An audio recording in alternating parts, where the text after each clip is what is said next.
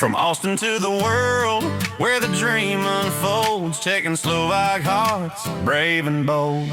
Lucas Americas, yeah, the stories roll. Real lives, real dreams, real stories to be told. Lucas Americas. Tak vážení přátelé, milí posluchači, milí diváci mého podcastu Lucas Americast, já tady dneska sedím s mým milým hostem Andreou Hrušovskou, profesionálkou v oblasti HR, prakticky největší, kterou tak znám. Je to výkonná ředitelka a spoluzakladatelka společnosti HR4U Solutions a zároveň také autorka bestselleru Born to be Successful. No a v neposlední řadě největší networkerka, kterou jsem prakticky kdy poznal. Andreo, vítej tady u nás v podcastu. Ďakujem krásne, Lukáši, ďakujem, moc ma teší. Pozdravujem všetkých tvojich divákov. Děkuji moc i za ně a já asi začnu tím, kde to vlastně jsme teďka. Já jsem to záměrně zvolil dneska na takhle netradičním místě, protože výhodou toho, že vlastně nejsme vázaní na žádné studio, je to, že si můžeme sednout úplně kde chceme. A dneska je krásný den, máme leden a za náma panorama Austinu, kde oba žijeme. Já to město mám moc rád, předpokládám, že ty taky. Napodobne. Milujem Austin, milujem. Pre celú našu rodinu úplne ideálne miesto na život. A to sme teda patrali po viacerých miestach. Povieme si možno neskôr, že... No určitě, těším se na to, těším se na ten příběh, protože tenhle podcast vlastně přibližuje našim posluchačům a divákům story úspěšných lidí s československými kořeny, kteří zakořenili nějakým způsobem v Americe. A ty přesně splňuješ tyhle kritéria. My už se nějakou dobu známe, takže já jsem si říkal, že prostě přijde doba, kdy si pozvu i tebe a jsem rád, že si pozvání Ďakujem krásne, vážim si to. Andy, pojď se podělit s našima divákama a posluchačema o vlastně ten příběh. Ty jsi ze Slovenska, odkud jsi, jak je možný, že teď sedíme tady jako před austinským panoramatem? Jak se to stalo? No, to je trošku dlhý príbeh, ale ja som zažila také viaceré požehnania, blessings, doslova v živote.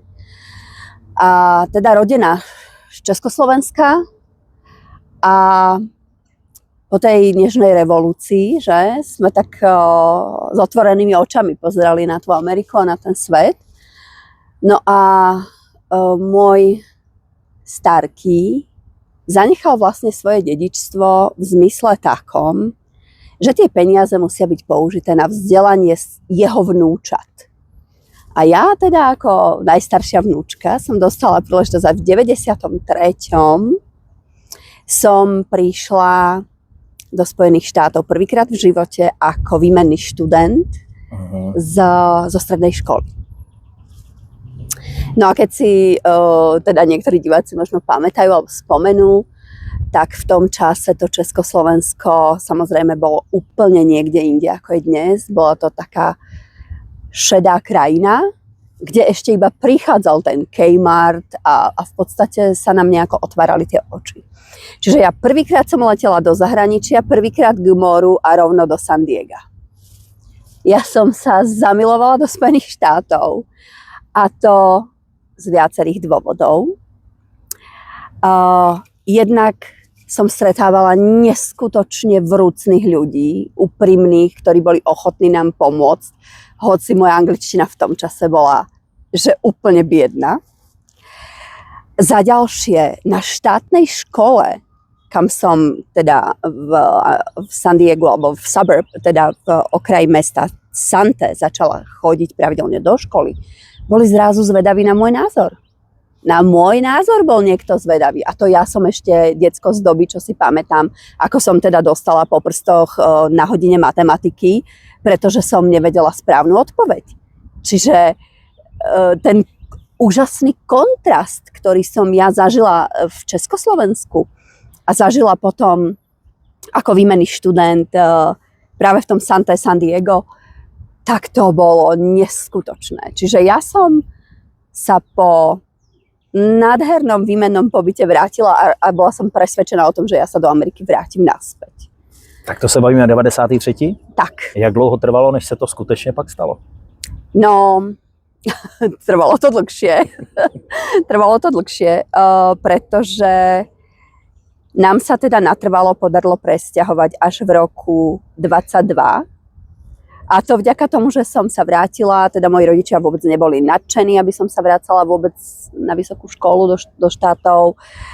Jednak sme na to nemali ani finančné prostriedky. A za ďalšie stretla som pána, ktorý je dnes mojím manželom. Takže celé sa to tak zvrtlo a ja som si začala žiť taký americký sen na Slovensku. A ten americký sen na Slovensku bol vlastne vďaka tomu, že som nešla na štandardnú štátnu univerzitu, ale na City University, ktorá v tom čase začínala na Slovensku. A prichádzalo strašne veľa učiteľov, profesorov z Ameriky, z Veľkej Británie vyučovať. Čiže ja som sa pohybovala presne v takom prostredí. Potom celý ten akoby korporátny život, kam som nastúpila do práce, to boli také veľké zmeny v tých firmách, ako je Heineken, Mercedes-Benz, Beckard, proste IBM. Firmy, v ktorých som pôsobila a mala príležitosť vyrásť práve na tom Slovensku, tak mi ponúkali takú nádhernú príležitosť, nechcem povedať, že robiť si čo chcem, ale kvitnúť tú moju osobnosť a ponúknuť tie skúsenosti, ktoré som v tom svete nabrala. A bylo i to se jenom chci zeptat, protože tím, že tě vnímám a znám jako HR profesionálku, bylo to teda od studia? Byly lidský zdroje až po, teď si jmenovala na národní korporátní firmy? Nie. Nebyla vôbec, si v HR? Vôbec. Ja som začala vlastne v firme Mercedes-Benz ako hosteska, potom som bola ako asistentka na popoludnie pre generálneho riaditeľa pána Glaca Mercedes. A odtiaľ som sa vlastne dostala aj ďalej do firmy Heineken, kde som pôsobila vlastne na trade marketingu, na logistike, na trošku takom obchodnom oddelení. Tam som vlastne prvýkrát akoby trénovala obchodníkov napríklad. A zistila som, že toto mi ide, toto ma úžasne baví. Takže sme pomáhali potom trošku vyberať tých obchodníkov aj a formovať tie marketingové kampane a formovať aj, ako má ten obchodník vlastne vyzerať. Aby boli takí uniformní. Čiže som si tak uvedomila, že tá práca s tými ľuďmi je mi úžasne blízka. Aha. No a potom sa narodil môj starší syn, takže z toho korporátu trošku som tak ako unikla na chvíľočku, ale s Matejom ja som bola na materskej 8 mesiacov, takže nie na dlho. Kariéra volala. No ani nie, ja som sa zaprisahala práve, že ja budem 3 roky doma, ale bolo so mnou na nevydržanie, no. To sa priznám, ale našťastie moja mama vtedy zostala doma, takže to bolo taký veľký dar, ktorý, nechcem povedať, že sa obetovala, lebo ona to tak nevníma, ale bol to taký veľký dar z jej strany, že sa postará o toho nášho Máťa a že ja môžem ísť do roboty, že sa môžem realizovať naďalej. No a odtiaľ smerovala moja cesta do firmy Adecco. Práve tam som zakladala pobočku vlastne pre náš kraj. A tam som sa naučila proste celý zákonník práce, všetko o tom nábore. A som zistila, že mňa to úžasne baví. Práve taká tá detektívna činnosť. Pochopiť, čo ten klient potrebuje a nájsť mu presne toho človeka s tými skúsenosťami a ako nie úplne ma baví, že dáš inzerát a čakáš, čo príde, hej, že ja to snažím sa cez ten network a cez tie rôzne cesty, už potom prišiel nám do života LinkedIn, takže to celé tiež zjednodušil, ale ja si pamätám svoj prvý notes so všetkými možnými kontaktami a cez vlastný network som ten headhunting robila, takže to ma úžasne bavilo. Takže v Adecco, tam sa to naštartovalo, presne. Recruiting. Potom ma odtiaľ z Adecca stiahli do Beckartu, tam tiež som lidovala veľký projekt vlastne náboru pre 2 závody, veľmi úspešné, tam som postúpila práve na tú pozíciu riaditeľa, alebo teda lídra tých ľudských zdrojov pre celý závod. Takže to sa nám odehrává americký sen na Slovensku. Presne tak. Kdy si ešte vôbec netušila, že ten americký sen sa postupne splní v ten americko-americký. Ty si super, presne tak. My sme ale tie decká ako stále brali a cestovali sme, mám teda 2 synov, cestovali kdekade po svete, teda Matej nemal ešte ani rok a už teda sme s ním cestovali po celej Európe. Potom sa narodil Lukáš a jednoducho aj my sme do tej Ameriky často chodili. A ja sa veľmi otvorene priznám, v roku 2014 vlastne som tak zvažovala, že s tým korporátom už asi to dozrel čas, že už to tak dozrievalo vo mne. No a čo sa udialo, bolo výborné, že sme v 2015, tak v lednu, január teda, boli na Kilimanjaro. Si mi teraz tak pripomenul, dali sme si taký, ja som mala taký detský sen, že vidieť sneh v tropoch. Tak sa mi splnil, hej, z toho môjho bucket list. A tam pekne šlapeš, jednoducho máš 5-6 dní bez telefónu, bez signálu. A ja som si to v tej hlave proste tak rozležala, že stačí. Nevedela som vôbec, čo budem robiť. Vôbec. Ja som len mala pocit, že si potrebujem proste oddychnúť, chcela som byť s deckami. No a vzniklo HR4U. HR4U, protože to je milník. Já, když jsem se připravoval na náš rozhovor, tak ten rok 2014 a 15 uvědomuji, že byl zlomový pro tebe. Takže vzniklo HR4U a myšlenka toho začít podnikat a začít pracovat na sebe. Opustit korporát. Vieš čo, to ani nebolo úplne, že ja som vedela, že potrebujem zmenu. To som vedela, takže ja som odišla, som si potrebovala oddychnúť. A tým, že to Slovensko je malé, tí ľudia z tej personalistiky sa poznajú. Čiže ja som potom začala chodiť na kavičky do všetkých tých rôznych firiem, kamarátkam z ľudských zdrojov a že však daj volať, čo ti pomôžem. Už ako decka začali chodiť do školy a jedna Marianka mi hovorí, že no počkaj, a ďalej, my ti musíme za to aj platiť niečo. Takže OK, ja akože firmu mám, tak môžeme. Čiže moje podnikanie začalo takýmto spôsobom a to je taký veľký rozdiel vlastne medzi tým, ako som začínala na Slovensku a v Amerike. Ja som na tom Slovensku nemusela robiť aktívny predaj. Že cez ten network a potom cez tie referencie a referály sa to začalo celkom rozumne točiť a bola som s tým spokojná. Stihala som rodinu, zarobila som si, mala som to vyvážené a bolo to také úžasne pohodlné. Cestovali sme, koľko sme chceli a brali sme teda aj chalanov kdekáde, aj do Ameriky a 2016. Kde přišel ten zlom toho rozhodnutí? V roku 2017 to obidvaja synovia robili intenzívne jiu-jitsu, aj teda s manželom.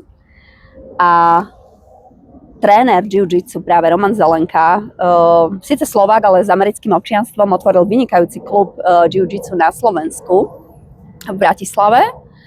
A táto akadémia, kam teda chalani chodili, tak sme sa veľmi zblížili, lebo sme cestovali aj na majstrovstvá sveta, v Abu Dhabi sme boli 3-krát a tak ďalej. Tam môžem spomenúť, Matej je rankovaný 5. vo svete, Lukáš bol majster sveta.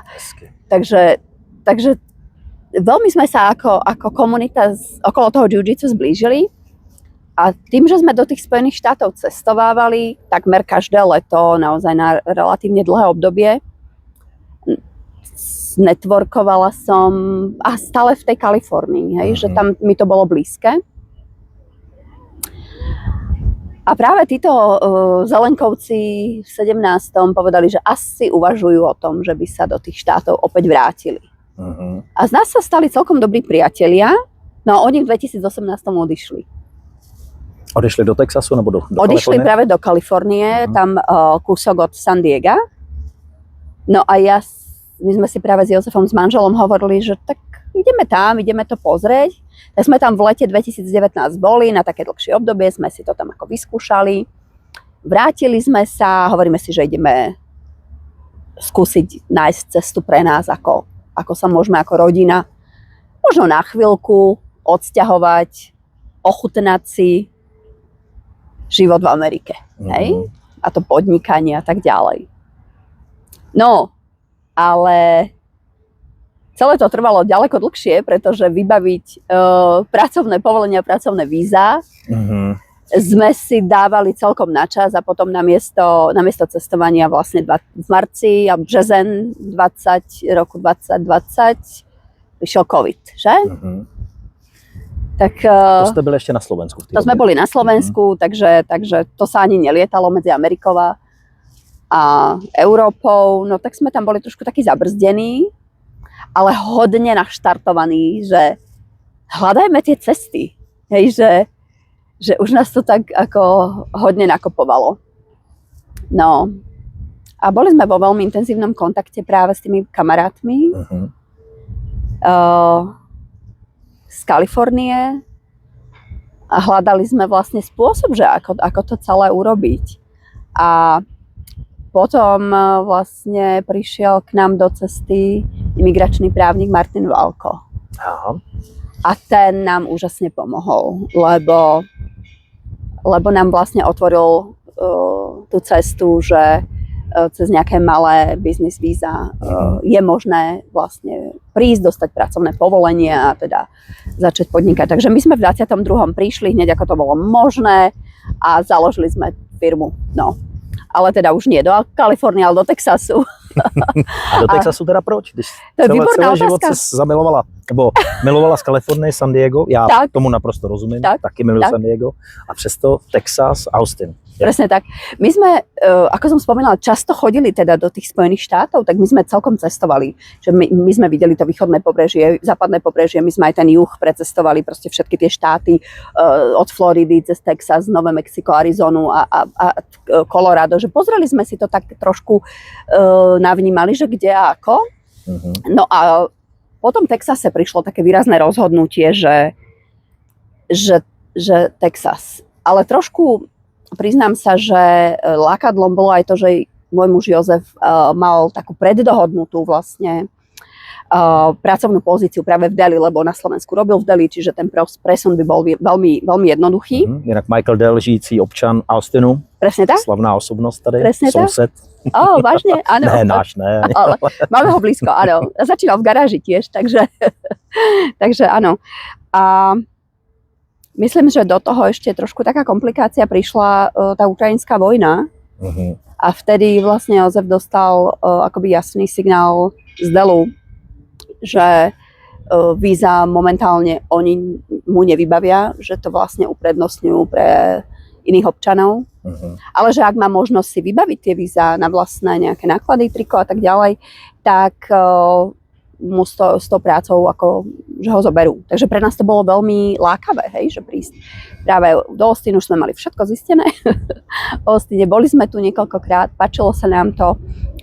To mesto je nádherné tým, že ja keď som sem prišla príklad, ja som si pripadala ako v Bratislave. To letisko bolo ešte také maličké, komorné. Když se tak podívám, UFO tady teda nemají. No to je pravda, to je pravda, ale bezpečnosť toho mesta, proste cenovo, to bolo veľmi, veľmi podobné, veľmi priateľné. A samozrejme, keď sme prišli až v tom 22. roku, tak už to bolo zase trošku o niečom inom. A teda Jozef sa nezamestnal v Deli, ale začali sme podnikať spoločne. Takže podnikáte spolu. Podnikáme spoločne. HR for you Solutions. Co děláte? Co jako lidské zdroje, chápu, ale v čem to spočívá? Áno, Komu pomáháte? Nebo... Výborná otázka. My máme taký slogan, že connecting talent with the opportunity, whatever it means. To znamená, že na tom Slovensku stále máme firmu a teda pre tie trhy Slovensko, Poľsko, Česko máme stále kontrakty a primárne robíme executive talent search a tréningy. A práve v Amerike sme začali pomáhať startupom a firmám, ktoré chcú prísť do Spojených štátov. A myslím si, že sme to celkom tak dobre sklbili, pretože ja som certifikovaný coach. Okrem iného International Coaching Federation, to je taká medzinárodná organizácia, ja som prešla. Takže teda... ICF, to je tohle, co sa teď zmiňovala. Áno, presne tak. A plus som akceptovaný coach Forbes Coaching Council, takže na to som celkom hrdá, to sa podarilo vlastne v roku 25, začiatkom roku 25. Je to hodně důležitý tady? V oblasti HR mít tyhle certifikace, tenhle status? Je to určite taký punc prevereného nejakého kvality, skúsenosti a tak ďalej, hej. Lebo to interview napríklad, čo som v tom Forbese absolvovala, to bolo celkom, akože nebolo to automaticky, že ma berú, hej, že dala som si žiadosť a bol tam nejaký výberový proces a nejaká komisia a tak ďalej. Takže je to samozrejme nejaký membership, ktorý si musím platiť, ale je to určitý akoby klub, ktorý je garantom nejakej kvality. Takže taková nadstavba MBA ke klasickému magisterskému titulu. Třeba. Tak, napríklad, hej. Inak vzdelávanie mne je strašne blízke, čiže také celoživotné akoby vzdelávanie a napredovanie, pretože ten svet sa mení. Čiže to je akoby jediná istota je zmena, mám pocit v poslednom čase. A Andy, já tě vídám prakticky na všech biznisových, networkových, společenských akcích nebo i akcích, co se týče Czechoslovak Heritage. Co vlastně je náplní tvý práce? Jakoby teď jsi zmínila, že pomáháte firmám dostat se na americký trh. Je to jenom slovenským firmám nebo evropským firmám nebo jakýmkoliv firmám? Tak primárne nás poznajú samozrejme v tom regióne Československo. Tam myslím si, že už sa aktívne na nás akoby obracajú, keď majú záujem o ten Texas, že tam už sa to meno akoby posunulo. Ale napríklad môj najúspešnejší klient je z Japonska, hej? Čiže máme rozbehnutú spoluprácu s viacerými akcelerátormi, ktorí v Austine pôsobia a najúspešnejší klient, hovorím preto, že sa podarilo aj za našej pomoci zoznámiť, predstaviť ich investorom, čiže podarilo sa zafundovať túto firmu, už dnes majú celkový funding vyše 100 miliónov. A je to výrobná firma. Nakoniec sa dokonca z Austinu odsťahovali do Chicaga, ale podarilo sa nám tam vlastne obsadiť celý ich základný sales team, prvých 20 ľudí až po prvú HR onboard. Takže to je taký úspešný projekt, lebo to bolo vlastne stretnutie s jedným founderom, s jedným vlastne zakladateľom a sprevádzala som ho vlastne vyše roka spolu s Josefom a pomohli jsme mu vybudovat něco, na čo můžeme být hrdí. Já když to tak poslouchám, tak já začínám věřit na vesmír, že tohle celé muselo být znamení, že jste se ocitli v Austinu. Protože možná kdo neví, tak spousta firem, a to i z Kalifornie, i z celé Ameriky, z celého světa, vlastně se koncentruje tady v Austinu. Austin je neuvěřitelně rostoucí město, plný technologických startupů, plný finančnictví, bankovnictví, výroby dneska už je také a je tady spousta, já nevím, IT firem, takže to vlastně, aniž bys to tušila a ocitli jste se v Austinu, tak seš vlastně uprostřed největšího boomu, já bych řekl asi technologického v tuhle chvíli, je to tak. Je to určite tak, ako hovoríš, presne tak. Austin boomuje, ja neviem, ako to ten môj Jozef ako vedel, lebo on sa ma pýtal, že tak kam chceš ísť? A ja hovorím, vieš čo, tam, kde svieti slnko. A on to teda mal zanalizované aj z nejakých dát a štúdií a myslím si, že mu to vyšlo. No. To se zadařilo. A Andy, já tě mám spojenou vlastně i se společností Slovak Pro. Můžeš přiblížit vlastně tvoji spolupráci s nebo co oni dělají, jako, jak to je? Protože mně to přijde jako velmi prestižní záležitost, která vlastně strašně moc pomáhá slovenskému biznesu, který se chce uplatnit jako v Americe. Mohla bys tohle osvětlit? Určite, s radosťou. Slovak Pro sa stalo takou mojou srdcovkou. Musím ale povedať trošku z histórie, lebo Slovak Pro založili Slováci ako Young Slovak Professionals pred 25 rokmi v New Yorku.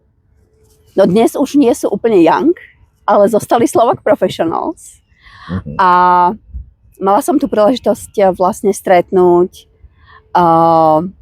pár z týchto ľudí v New Yorku, neskôr v San Francisku v roku 23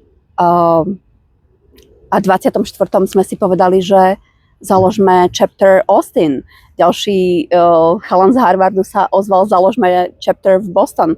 A dnes už pôsobíme aj v Kanade, hej, a stále sa rozrastáme. Čiže už... A je to čistě komerční společnost? Nie, privátní, je to, nebo je to propojený jako s vládou? Vieš čo, je to nezisková organizácia. My sme tam všetci dobrovoľníci, čiže to je vyslovene dobrovoľníctvo, čo robíme. Hodiny a hodiny, ale krásnej práce, lebo sa nám prepájajú práve slovenskí profesionáli alebo profesionáli so slovensko-českými koreňmi alebo československými koreňmi po celých Spojených štátoch vrátane možno už aj Kanady naozaj dnes. A nechceme byť tou organizáciou akoby cez tú kultúru a dedičstvo, lebo takých je po celej Amerike a i v Kanade strašne veľa. ale práve skôr cestu toho biznisu. Pomáhame práve tým úžasným networkom, ktorý tu máme. A v každom akoby tom meste, kde chapter už dnes existuje, tak skutočne je celkom pekná sieť profesionálov, ktorí dokážu či už prichádzajúcim podnikateľom pomôcť poradiť, alebo študentom, ktorí prídu ako mladé talenty, aby neostali v tom meste akoby úplne sami. Hej. Ponúkame, a to už potom robím zase aj ja cez svoju firmu, napríklad nejaký internship program a tak ďalej. Keď tí mladí ľudia skončia školu a nemôžu si nájsť rýchlo prácu, tak aby im nevypršali víza a podobne. Čiže vieme v takýchto situáciách tým ľuďom pomôcť.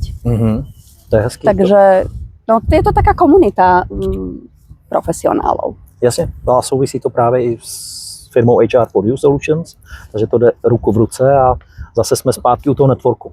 Presne, úplne mi to ide, tak krásne sa to celé prepája. Aha. A ještě se zeptám, je 2026, začátek roku, teďka, leden, január, co plánujete? Jaký velký akce vás čekají tenhle rok? To je nádherná otázka. Nádherná otázka, krásne ďakujem.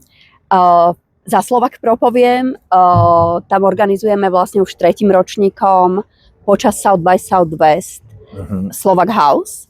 A South by Southwest, ak teda diváci nevedia, je najväčší. Áno, na začiatku, náš Slovak House bude 14. marca. A South by Southwest je vlastne najväčší festival celého juhozápadu Spojených štátov, kde do tohoto mestečka, ktoré má koľko milión obyvateľov už dnes možno, príde zhruba 350-400 tisíc ľudí na jeden týždeň. Čiže je to networking a biznis proste všade, lebo je to stretnutie všetkých možných inovácií z celého sveta. Říkáš Slovak House, jak si to máme představit, nebo jak si to můžou diváci představit, když by chtěli navštívit 14. marca, teda 14. března, Slovak House, kde a co tam môžou čekat? Výborne. Bude to počas celého jedného dňa, vlastne predstavíme 15 slovenských startupov, ktoré prichádzajú vlastne v spolupráci práve už s vládou, s ministerstvom, z spolupráci s našim konzulátom, s honorárnym konzulom, práve Martinom Valkom. Čiže tam je krásna spolupráca práve s týmito inštitúciami a tieto firmy prichádzajú sem. My zabezpečíme program, čiže predstavíme firmy, máme tam napozývaných krásnych hostí, napríklad minulý rok sme mali Secretary of State, čo je vlastne ministerka obchodu a zahraničných vzťahov Texasu. Tento rok máme takisto pozvanú, zatiaľ nemáme 100% istotu, že príde, ale pozvaná je určite. Minulý rok sme mali krásnych speakerov v paneli, ktorí priblížia startupistom práve možnosti podnikania v Austine, jednak cez imigračné, pracovné, obchodné právo, na čo si všetko dať pozor, čiže toto sme mali krásne pokryté. Niečo v podobnom štýle bude aj tento rok. No a rozhodne sme mali napozývaných viacero akoby akcelerátorov, inkubátorov, ktorí ponúknú tú príležitosť a rôzne aspekty možnosti podnikania práve tu v Austine, v Texase alebo v celých Spojených štátoch. No a čerešničkou na torte vždy predstavíme 1-2 úspešných podnikateľov s tými československými koreňmi, ktorí sú ako živý dôkaz toho, že treba pracovať a proste tá čerešnička na torte raz príde. Takže v tomhle případě sledovat Slovak Pro? Tam se člověk dozví největší novinky, hosty, agendu. Určite, jak ďakujem. se dostat dovnitř. Dobře, tak berme tohle jako pozvánku pro posluchače, diváky. A za HR for You chystáme krásnu akciu. Tam to súvisí s tým, že spolupracujeme intenzívne práve s akcelerátorom, ktorý je zameraný na dual technológie. Tam som si zobrala na starosti takú akciu, som vymyslela, že Dronate, čiže bude to v spolupráci s miestnou univerzitou, University of Texas. Malo by to byť niekdy október. A práve na pôde univerzity verím, že sa podarí priestor a mali by sme mať prezentáciu v oblasti inovácií, čo sa týka rôznych dronov, AI, robotiky pre využitie dual use, to znamená nielen v military, v government, ale aj v komerčnej oblasti, lebo dnes vieme, že tie drony jednoducho potrebuješ minimálne množstvo elektrikárov vysokého napätia, pretože máme drony, ktoré to dokážu proste napájať. Potrebujeme pilotov, potrebujeme na drony, hej. Toto sú také pozície, a skills, ktoré akoby nové vznikajú na tom trhu práce. Drony dneska máme v poľnohospodárskom priemysle, to by si možno skôr ty už mohol veľmi dobře rozprávať. Môžu potvrdiť, áno. Celá revitalizácia Ukrajiny, veríme, že jedného dňa naozaj tá vojna skončí, tak ja verím tomu, že práve toto sú také témy, kedy môžeme prepojiť akademickú pôdu, government, lebo teda máme pozvaných pár ľudí aj z rôznych akoby zástupcov governmentu, európskych inštitúcií, aj amerických inštitúcií a teda tej komerčnej oblasti. Takže bude to celkom taký pekný veľký summit. To máte na čem vyšívat. To jo? Dvě velké akce, já moc krát děkuju, berme to jako pozvánku na ně. A ještě jsem se chtěl zeptat, nemůžu tady nezmínit tu věc, že jsi autorkou bestselleru Amazon Kindle Born to be Successful. Ďakujem, áno. Co tě vedlo k tomu sepsat? Já teda, když poslouchám tvůj příběh, tak se vůbec nedivím tomu, že jsi takovouhle knížku sepsala, ale pro koho ta knížka je, nebo co tě vedlo k tomu ji napsat? Ďakujem. Born to be Successful je vlastne kniha, ktorá v mojej hlave vznikala možno aj 10 rokov. Napísala som ju relatívne rýchlo, možno za 3 mesiace, ale to som naozaj že vytiahla poznámky z 10 rokov. A je to knižka o tom, písaná veľmi veľmi jednoducho pre verejnosť, pre rodičov, pre tých, čo naozaj chcú pomôcť tým deckám, čo dnes jednak idú na školy, ale aj od malého malinkata, lebo stojíme pred takou veľkou neznámou, že aké vlastne zručnosti budú potrebné, už nechcem povedať, že v 21. storočí, ale možno už aj zajtra. Pretože so vstupom a narastajúcou potrebou implementovať všade AI sa hodne mení potreba rôznych iných zručností, ktoré na tom trhu sú potrebné. A ja som teda už na Slovensku od roku 2014-15 intenzívne chodila a možno aj skôr po všetkých možných stredných základných školách a presviečala rodičov k tomu, že prosím vás, nedávajte tie vaše deti na vysoké školy, marketingu, youtuberské, sociálnej práce a rodiny. To všetko je krásne, ale chýbajú nám elektrikári, plumbers, pomôžeš mi slovičko? Instalatéri, áno. Jednoducho ľudia, ktorých to AI tak rýchlo nenahradí. A to je práve ten STEM, hej? Čiže science, technology.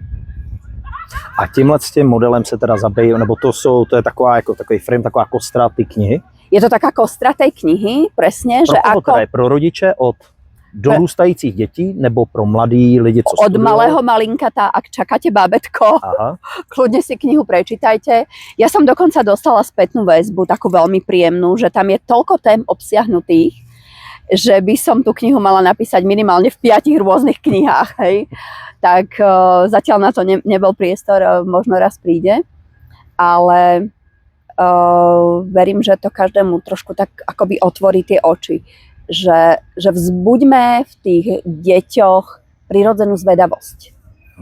Hej, lebo aké tie zručnosti vlastne potrebujeme v 21. storočí? Kritické myslenie, zvedavosť, nebať sa, kreativitu, hej, nebať sa povedať svoj názor a sú tam rôzne ďalšie, ale za mňa tá zvedavosť a taký ten sedliacky rozum a nebať sa zašpiniť sa, nebať sa proste hrať sa rukami, robiť si s rukami, hej. My sme sa dokonca, prepáč, to už teraz ma napadla iná vec, ale stretla som jednu pani, už dnes sme kamarátky v roku 22 a sme sa veľmi smiali na tom, že keď sme boli decká a išli sme von, tak nám rodičia povedali, preboha, len si nevybíte oko. A sme sa hrozne smiali na tom, že tým Američanom hovorili tí rodičia to isté. Že napriek tomu, že sme žili s nejakou železnou oponou, tak choďte von, hrajte sa koľko chcete, len si nevybíte oko. Dneska tie decká sedia doma. A vlastne ísť Aby si von, ven hrnula. áno, a je to za trest. Tak prosím vás, nech to nie je za trest. Decká nech sú vonku, nech vnímajú prírodu, lebo tá intuícia, tak budú a sme stále viac a viac zahltení informáciami a za chvíľočku nebudeme rozoznávať informácie vyprodukované AI a reálne napríklad správy, ktoré sú, hej, čiže My dva jsme tady ještě pořád reální. To vás můžeme sme tu, ubezpečit. reálni. Ale za rok, kdo ví? Hologramy. Ale je to presne o tom, že tá intuícia, pokiaľ bude silná, že budeme akoby so svojím vlastným vnútrom prepojení a s tou zemou a s vesmírom a veríme na ten nádych a výdych, že to nás vlastne vyživuje, tak to nás drží na zemi aj v nebi zároveň. Tak tá kniha je pre všetkých, ktorí chcú mať úspešné deti v 21. storočí. Já děkuju moc. Já se zeptám ještě, je to součást vlastně jedný z mých posledních otázek, protože čas se nám pomaličku chýlí, kde tu knížku člověk najde. Já už jsem zmínil, že na Amazonu dá se prostě vyhledat Andrea Hrušovská, Born to be Successful. Amazon, toť. Presne tak, dá sa vyhľadať na Amazone. Na Slovensku se dá sa, Amazon objednat. Áno. Skvěle. Dokonca mám čitateľov z Dubaja, takže to bolo veľmi príjemné. A v Amerike teda získala bestseller, čo bolo tiež veľmi príjemné. Skvělý, to moc gratuluju. Ďakujem krásne. Když se povede, to je velká podsta, si myslím, když se tohle stane a tobě se to stalo. Ďakujem. Proto i ten tvůj příběh je takhle inspirativní. Já se ještě zeptám, Andy, kde tě můžou lidi najít, kde tě sledujou, kde tě můžou sledovat na Instagramu, já pak všechno dám do popisku. Wow, jestli ďakujem. o tyhle ty věci jako stojíš nějakým způsobem, aby ti někdo napsal s případným dotazem, žádost o spolupráci, možná i nějaká pomoc, pokud někdo zvažuje začít podnikat. Úplne. S radosťou odpoviem, s radosťou pomôžem, presne tak. Na Instagrame tam je to vyslovene HR4U. Na Facebooku som pod svojím vlastným menom aj pod HR4U a najčastejšie som teda na LinkedIn, no. Ale to je pravda, tam i my komunikujeme pravidelně. Tak. Takže to můžu doporučit. Andy je velmi aktivní na LinkedInu, takže pokud chcete skontaktovat Andreu Hrušovskou, tak určitě doporučuji LinkedIn. Andy, já děkuji moc krát za čas. Já se přesto ještě zeptám úplně na poslední věc. Když bychom tady seděli, protože ten podcast je dělaný s nějakou vizí, inspirovat druhý lidi a přinášet vlastně reální příběhy lidí, kteří si buď plnějí teprve, nebo už si splnili americký sen. Kde bychom tady seděli na stejné louce zase před Austinem? Kde se ty vidíš? Co je tvým cílem? Kde se stane ten moment, že jsi splnila americký sen? Nebo už jsi to splnila? Čiastočne.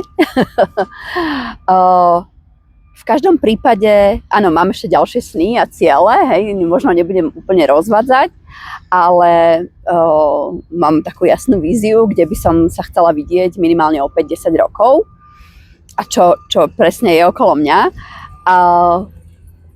Odkaz? Nikdy sa nevzdávajte. Proste žite svoje sny. A ja viem, že je to úžasne komfortné, lebo ja strašne veľa ľudí poznám, čo sú na tom Slovensku a každý rozpráva o tom, že odídem. Tak sa dvihni a choď. Vyskúšaj si to. Nemusíš odísť nastálo, ale choď na mesiac, 2, cestuj. Spoznaj ľudí nie cez cestovnú agentúru, ale reálnych ľudí. A ja z mojej skúsenosti môžem len povedať, že všade žijú úžasní ľudia. Každý chce žiť len normálny život, mať zabezpečenú rodinu, jedlo, strechu nad hlavou, šťastné deti a zdravie. A takí ľudia žijú v celej Európe, v celej Amerike, na Blízkom východe, neviem kade som ich stretávala. Čiže ten svet nie je komplikovaný. Trošku to naši politici komplikujú, ale to si netreba všímať a netreba to všetko počúvať a choďte si za svojimi snami. Krásný a inspirativní zakončení. Andy, ještě jednou moc krát děkuji, že si vážila cestu až sem na louku z Hillker Parku a hlavně za tvůj čas, protože vím, že je vzácnej. A těším se na další setkání, protože věřím, že v roce 2026 se na spoustě místech budeme mít možnost setkat. Těším se, děkujem krásně. Ať se daří tobě, i Josefovi, i HR4U Solutions, děkujem. I ve Slovak Pro, i klukům v Jiu-Jitsu. Jo, děkujem. A jak říkám, budu se těšit na další setkání. Děkujem krásně, pozdravujem. Já zdravím všechny diváky, posluchače, jsem moc rád, že jste to dokoukali až sem. Dejte, jestli můžete, odběr, protože víte, jak to je s těma algoritmama. Moc to pomůže zase dostat to k dalším lidem a Já se s váma loučím a při další epizodě. Ahoj. Ahoj. From Austin to the world, where the dream unfolds, checking Slovak hearts, brave and bold. Lucas Americas, yeah, the stories roll. Real lives, real dreams, real stories to be told. Lucas Americas.